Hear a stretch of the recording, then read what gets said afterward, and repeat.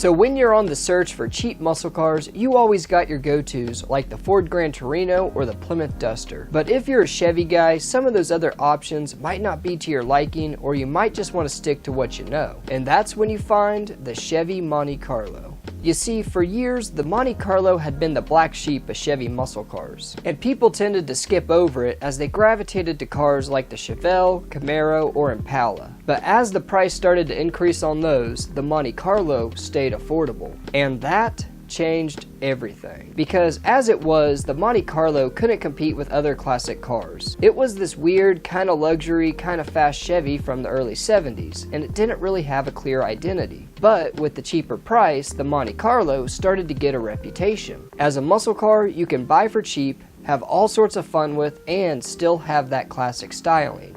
But in 2022, is that still the case? That's the question we're going to be answering today with this market breakdown of the Monte Carlo. So if you could hit that like and subscribe button, I'd really appreciate it, and let's get right into this.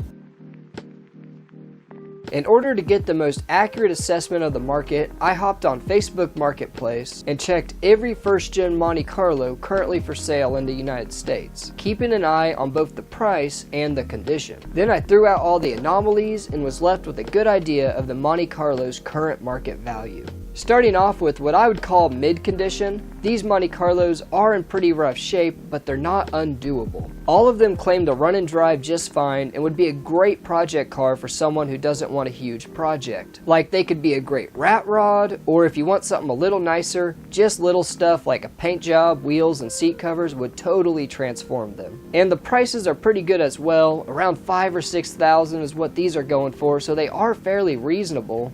I mean, they're not the cheapest on the market, but the problem with when you lower your price range below these is the cars get in real bad conditions. Like look at this one here for only $500. You could imagine how much work and money it would take just to get this to mid condition.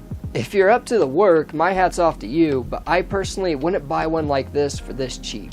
So yeah, some project Monte Carlos are going to be a good deal, but what about those of you who aren't looking for a project and would rather pay the extra money, get a nice car with no assembly required? How much more money are we talking to buy something like that? Well, I have some examples here so you can see the prices for yourself. Now these cars aren't perfectly restored or in all original condition with 1 mile on the odometer or anything like that. They're just simply some nice cars that have been cared for over the years and maybe had some work done along the way, and would be perfect for those of you who want something nice from the start. But you are going to be paying around double the price of the mid-condition cars, or around $10,000 to $15,000, which is definitely a chunk of money by my standards, but when you look at the price compared to other muscle cars in this nice a shape, then they really start to look affordable compared to those others. So by now, you're probably feeling pretty optimistic about your Monte Carlo purchase, but let's not get too excited just yet. Because while these Monte Carlos do represent a good chunk of the market, that doesn't mean that every Monte Carlo for sale is going to fit in these price ranges. Those are the anomalies, and while some of them can be a really good deal and priced way under market value, others are going to be much higher priced for a number of reasons, but the most common one is that it's got an SS badge. For those of you who don't know, the first 2 years of the first generation Monte Carlo's production,